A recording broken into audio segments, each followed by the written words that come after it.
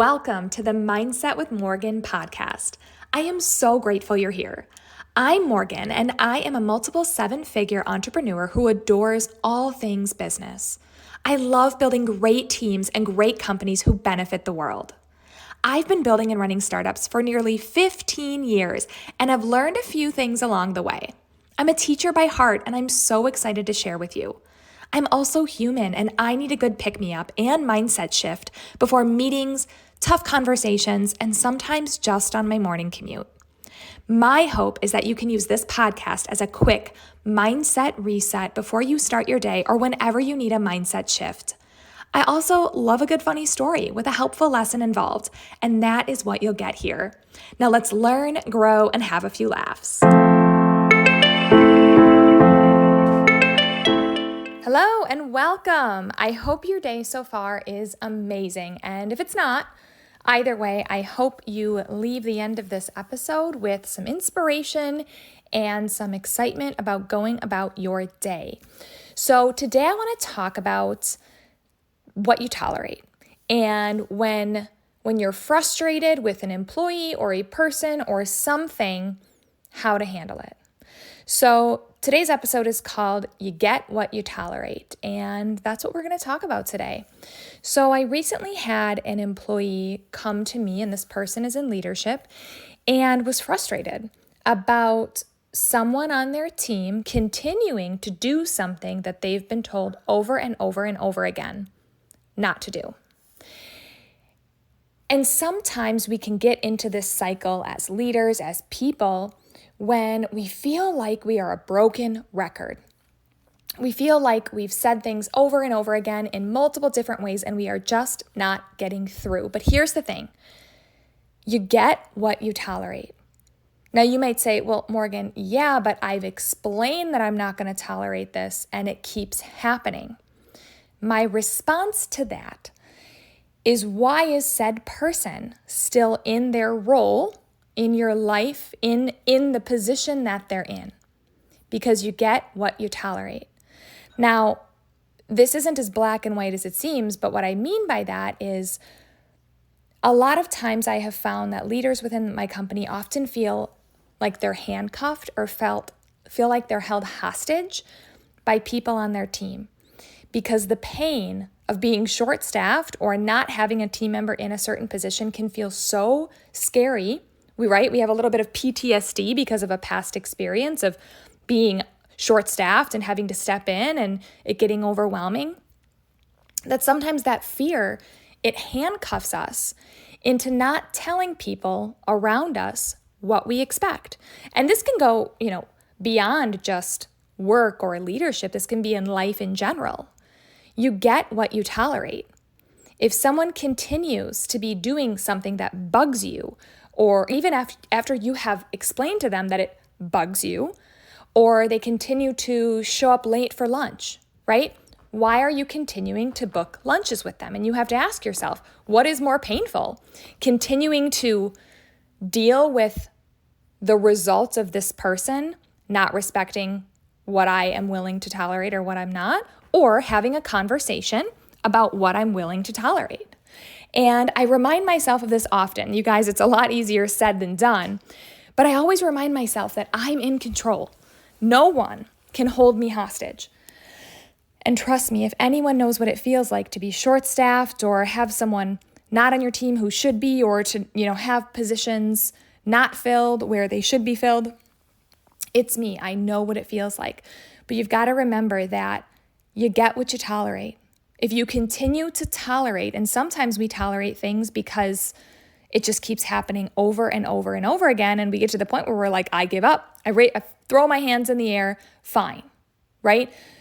But that isn't the solution long term. As leaders, we have to remain focused on the objective and keep our emotions out of it. The objective is often the end result of what your whole business, what your whole job, what you're doing, what you're there for. Maybe it's a restaurant and it's happy customers and great service. Maybe it's you work for a customer service department and you sell brake pads, right? At the end of the day, the result is often, or the goal is often, happy customers. So remaining objective on where you're trying to get to helps you when you remember, okay, what am I tolerating in my organization, in my life, in my department, and why am I tolerating it? What is the long-term goal here? Because tolerating things that are not acceptable or aren't getting you to your objective will never get you to your objective. So remember, next time someone is bugging you or an employee isn't doing what they're supposed to, you get what you tolerate. Now, I often get said, well, I explained to them 4 times that they should be doing X, Y, and Z. I get it, right? We've got to remember, as leaders, it is our job to be a chameleon and to communicate to the people around us in the way that they want to be communicated. Clearly, something is getting lost in translation. Or the person's just a jerk and isn't fit for the role or isn't fit to be in your life. That's okay, right? That's okay. But at the end of the day, if things aren't going the way that you want, you've got to take the time to step back. This is why I often say as leaders that thinking time for us is so, so, so important, because when you're go, go, go all day and you don't have time to recap, reevaluate, and really look at the big picture and how these finite details are affecting things long term and day to day, you never can make real change, right? And real change comes from making small decisions consistently. So the next time, I want you to think about this, next time you have someone in your organization or someone in your life who is continuing to bug you, it is your responsibility to say something.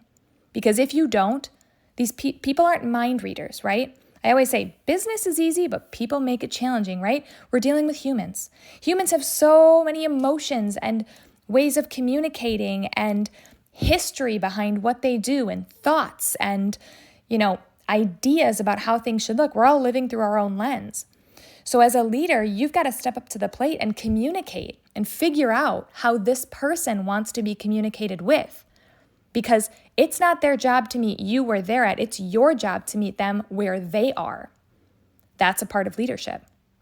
That's why moving into leadership becomes so much less tactical and more about what you can accomplish through other people. And it sounds easier said than done to say, okay, people, do this.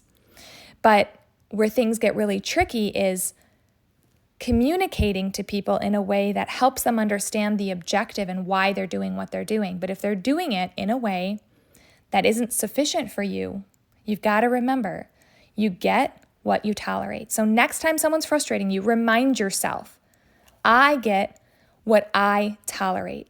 If I don't speak up, I have no room to complain or get frustrated.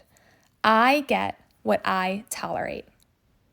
And there you have it. I hope this inspires you to maybe have a conversation you've been avoiding, or to look into a system or something that has constantly been bugging you that maybe you just haven't taken the time to do.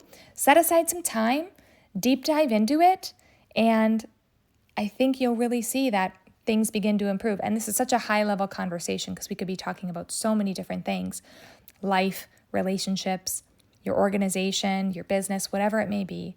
But just remind yourself, as I remind myself often, you get what you tolerate. Have a great day.